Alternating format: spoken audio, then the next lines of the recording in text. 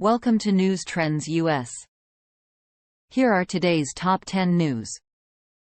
40 years after disappearance, Italian Parliament approves creation of Bicameral Commission of Inquiry.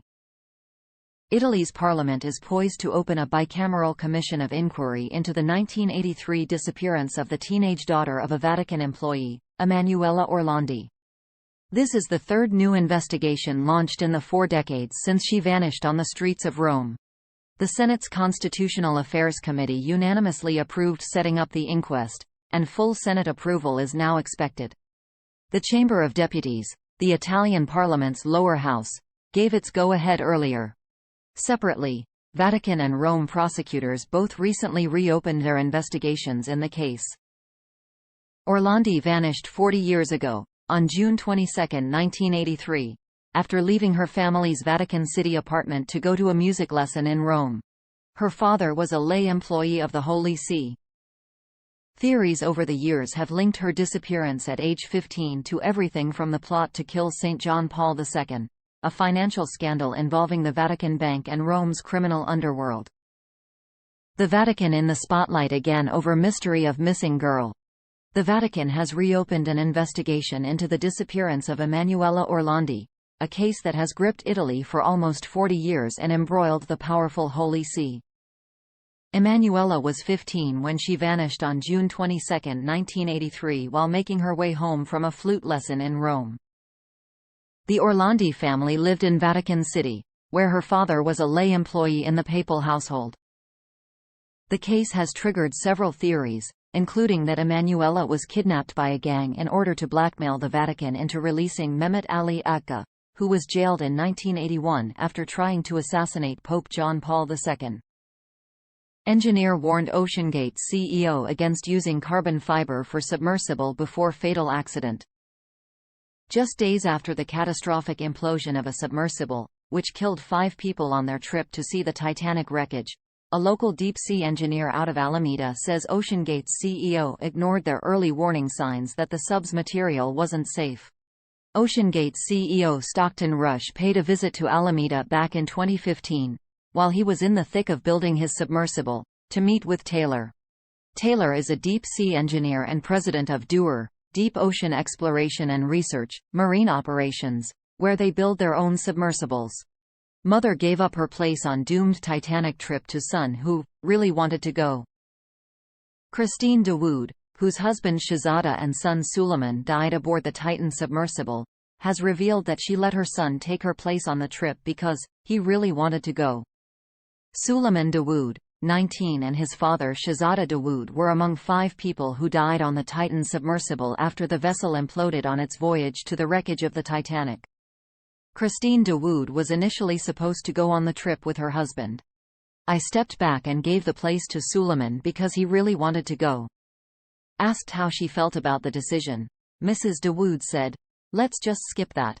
Belarus leader welcomes Wagner mercenary group leader into exile. The leader of Russia's 24-hour mutiny, Yevgeny Prigozhin, has arrived in Belarus, 3 days after his Wagner mercenary group's rebellion came to an end 200 kilometers, 125 miles, south of Moscow. Leader Alexander Lukashenko announced the presence of Prigozhin. Prigozhin's whereabouts had been a mystery since he was filmed driving off in southern Russia on Saturday night. His private jet was tracked flying into the Belarus capital Minsk on Tuesday. Mr. Lukashenko said Wagner mercenaries had been offered an abandoned military base if they wanted to join their leader. Under the deal that brought an end to the mutiny, Prigozhin has been promised guaranteed security and the Russian criminal case against Wagner has been dropped. Russian general had advance knowledge of Wagner mercenary leader's rebellion plans. A senior Russian general had advance knowledge of Yevgeny Prigozhin's plans to rebel against Russia's military leadership, according to U.S. officials briefed on American intelligence on the matter, which has prompted questions about what support the mercenary leader had inside the top ranks. The officials said they are trying to learn if General Sergei Surovikin, the former top Russian commander in Ukraine, helped plan Mr. Prigozhin's actions last weekend, which posed the most dramatic threat to President Vladimir V Putin in his 23 years in power. General Surovikin is a respected military leader who helped shore up defenses across the battle lines after Ukraine's counteroffensive last year, analysts say. Putin admits Wagner paramilitary group was completely financed by Russian state.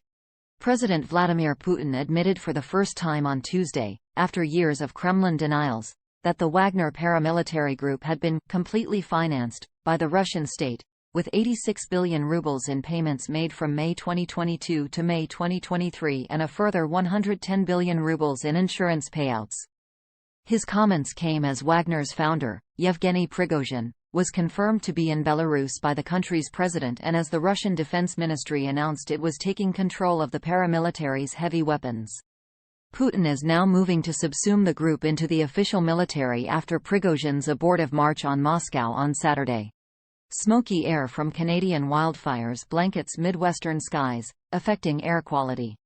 Chicago and much of the upper Midwest were blanketed with a smoky haze from Canadian wildfires on Tuesday, leaving many residents of the nation's third-largest city startled by the sudden decline in air quality and donning masks when they ventured outside. Chicagoans were largely spared severe effects from wildfires earlier this month when dangerous smoke affected the Northeast and pockets of the Midwest for days on end. But they had no reprieve on Tuesday, when the authorities classified the air as unhealthy in the city and in other parts of Illinois, Wisconsin, Indiana, Michigan and Minnesota. Audio recording contradicts Trump's assertion he did not have classified document. An audio recording of former President Donald J. Trump in 2021 discussing what he called a highly confidential document about Iran that he acknowledged he could not declassify because he was out of office appears to contradict his recent assertion that the material he was referring to was simply news clippings. Portions of a transcript of the 2-minute recording of Mr. Trump were cited by federal prosecutors in the indictment of Mr. Trump on charges that he had put national security secrets at risk by mishandling classified documents after leaving office and then obstructing the government's efforts to retrieve them. Supreme Court rejects independent state legislature theory in election rules case. The Supreme Court on Tuesday rebuffed a legal theory that argued that state legislatures have the authority to set election rules with little oversight from state courts, a major decision that turns away a conservative push to empower state legislatures. By a 6-3 vote, the court rejected the independent state legislature theory in a case about North Carolina's congressional map. The once fringe legal theory broadly argued that state courts have little, or no, authority to question state legislatures on election laws for federal contests.